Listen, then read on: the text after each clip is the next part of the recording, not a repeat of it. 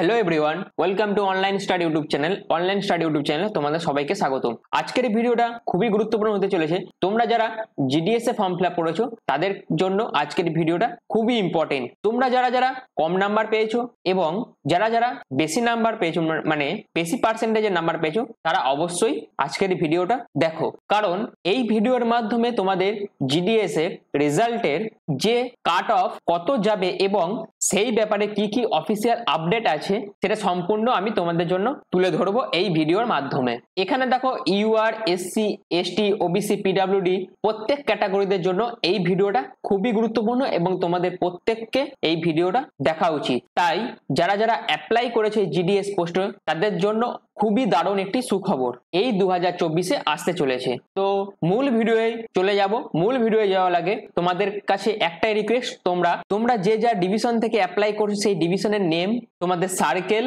এবং তোমাদের percentage of number and তোমাদের কি কাস্ট আছে সেটা তোমরা অবশ্যই কমেন্ট সেকশনে জানাবে। এতে তোমাদেরই সুবিধা হবে। যদি তোমরা এটা কমেন্ট করো তাহলে তোমরা বুঝতে পারবে তোমাদের ডিভিশন বা সার্কেল থেকে কত পার্সেন্ট নাম্বার ম্যাক্সিমাম উঠছে। আর তোমরা যারা এই চ্যানেলে নতুন আছো তারা অবশ্যই চ্যানেলটিকে সাবস্ক্রাইব করে পাশে থাকা বেল আইকনটি অল করে রেখে দেবে, যাতে এই ধরনের নোটিফিকেশন বা এই ধরনের আপডেট তোমরা সবাইকার আগে পেয়ে যেতে পারো। তো চলো মূল ভিডিওয় চলে যাওয়া যাক।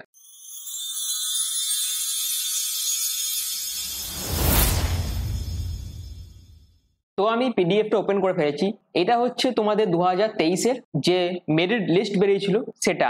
এটা হচ্ছে লিস্ট 1। তোমরা এই লিস্টটা দেখলে বুঝতে পারবে যে তোমাদের কাট অফ কিরকম থাকবে এবং প্রতিটা লিস্ট অনুযায়ী তোমাদের কাট অফ এর মানে ডিফারেন্স কতটা কমছে। কারণ এ তো একটাই লিস্ট বেরোবে না, যেহেতু এবারে ভ্যাকেন্সি অনেক আছে, প্রায় 7 থেকে 8টা মতন লিস্ট বেরোতেই পারে। তাই তোমাদের আমি বলে দিচ্ছি, হয়তো যাদের পার্সেন্টেজ অফ মার্কস একটু কম আছে তারা এই লিস্ট 1 যখন বেরোবে তখন তোমরা হয়তো তোমাদের নাম এলো না লিস্ট 1-এ, তোমরা কিন্তু ডিমোটিভেট হয়ে লিস্ট 2টা তোমরা দেখলে না অথবা লিস্ট 3টাও দেখলে না, ফলো করলে না প্রতিটা লিস্ট, তাহলে কিন্তু তোমাদের প্রবলেম হতে পারে। কারণ তোমরা এই লিস্টে দেখলে বুঝতে পারবে যে একটা লিস্টের মধ্যেই তোমার নাম্বারের ডিফারেন্স কতটা কমছে, পার্সেন্টেজ অফ মার্কসের কতটা কমছে। তাই বলবো তোমরা একটা লিস্ট না দেখে যে কটা লিস্ট বের হবে সবকটা লিস্ট তোমরা যেন ফলো রাখো, তাতেই তোমাদের সুবিধা হবে জব পাওয়ার ক্ষেত্রে। কারণ তোমাদের যখন প্রথম লিস্ট বেরোলো,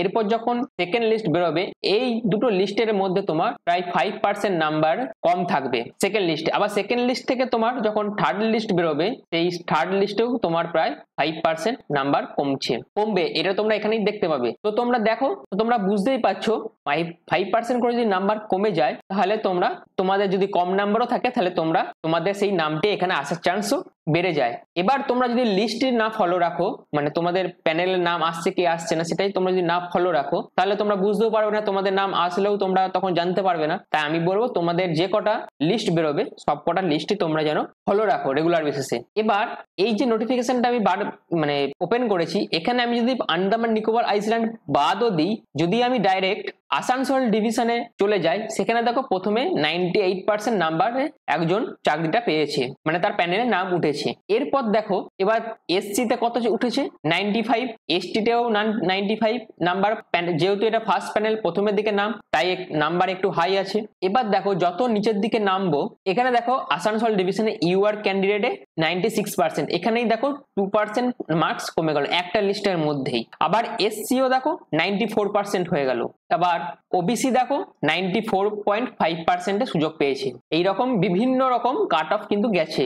এবার এখানে দেখো বারাসাত ডিভিশনে এসটি ক্যান্ডিডেট একজন আছে, সেখানে এই 88% নাম্বার পেয়েও কিন্তু এখানে চান্স পেয়ে গেছে। তো তোমরা এটা কিন্তু দেখতে পাচ্ছ ফার্স্ট লিস্টেই নাম্বার এতটা কমছে, তো তোমরা বুঝতেই পারছো সেকেন্ড লিস্ট যখন বেরোবে মানে সেকেন্ড লিস্টেও এর থেকে আরো নাম্বার কমবে।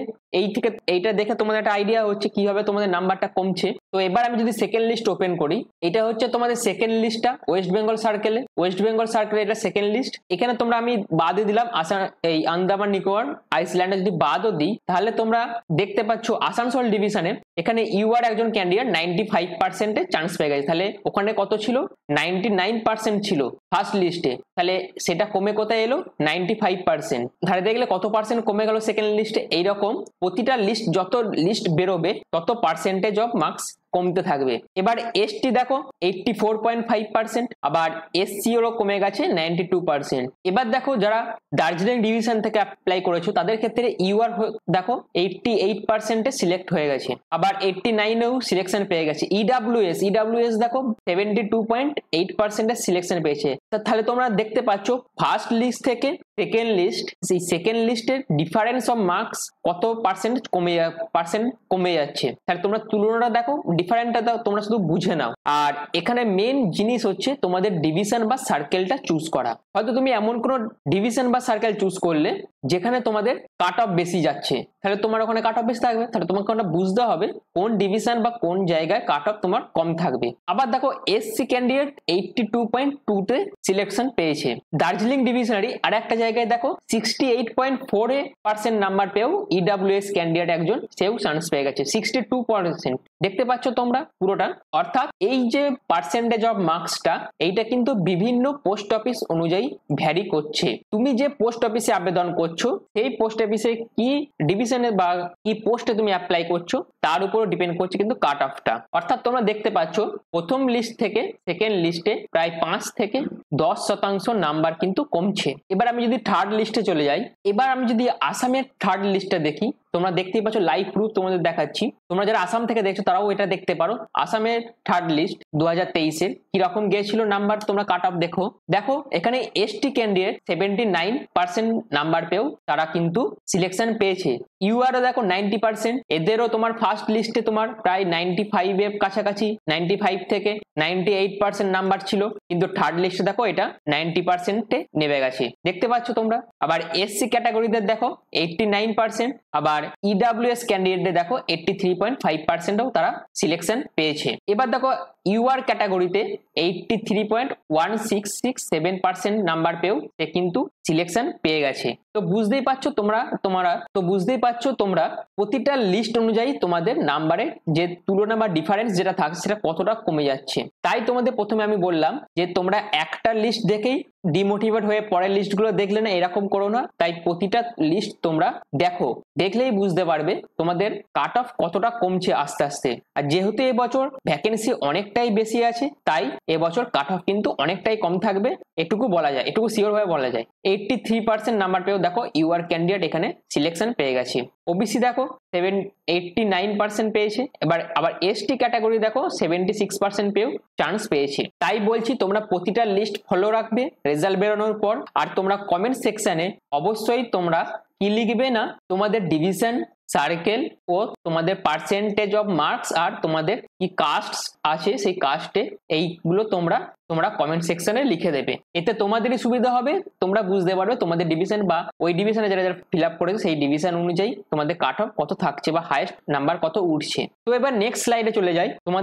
তোমাদের যে কোয়ারিগুলো ছিল জিডিএস সংক্রান্ত, সেই সংক্রান্ত কিছু কোয়ারি তোমাদের আমি বলে দিই। তো চলো নেক্সট স্লাইডে চলে যাওয়া যাক। তো আমি স্লাইডটা ওপেন করে নিয়েছি। ইওর কোয়ারি তোমাদের কিছু প্রশ্ন ছিল, সেই প্রশ্নগুলো সম্বন্ধে কিছু আলোচনা করে দিই। এবার আগের বছরগুলির মতন এইবারেও কি একই কাট অফ যাবে? না, আগের বছরগুলোতে কাট অফ অনেক হাই গিয়েছিল। তার কারণ তোমরা জানো কোভিড এর টাইমে মার্কস কিন্তু অনেক বেশি উঠেছিল, মানে পার্সেন্টেজ অফ মার্কস প্রতিটা ক্যান্ডিডেটের অনেক বেশি উঠেছিল বলে তখন কাট অফ বেশি গিয়েছিল। আর তখন এইবারের মতন এত ভ্যাকেন্সিও ছিল না, তাই কাট অফটা হাই হওয়ার একটা নির্দিষ্ট কারণ ছিল। কিন্তু এবছর ভ্যাকেন্সি অনেক বেশি, আর কোভিডে যারা অ্যাপ্লাই করে ফেলেছে তারা মানে অনেকাংশই ছিল আগের বারগুলোতে অ্যাপ্লাই করে জব পেয়ে গেছে। তাই এবছর তারা অ্যাপ্লাই করবে না, যারা চাকরি পেয়ে গেছে তারা অ্যাপ্লাই করবে না, যেহেতু তারা অ্যাপ্লাই করছে না। তাই এবছর তোমাদের কাট অফ কমই থাকবে, এটুকু নিশ্চিতভাবে বলা যায়। নেক্সট দেখি কি বলছে।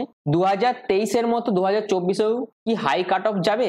না, আমি আগেই বলে দিলাম কি জন্য 2023-এ কাট অফ হাই গিয়েছিল। সেই একই কারণ, কোভিড এর জন্য তোমাদের 2023-এ কাট অফ হাই গিয়েছিল, আর তখন ভ্যাকেন্সিও কম ছিল।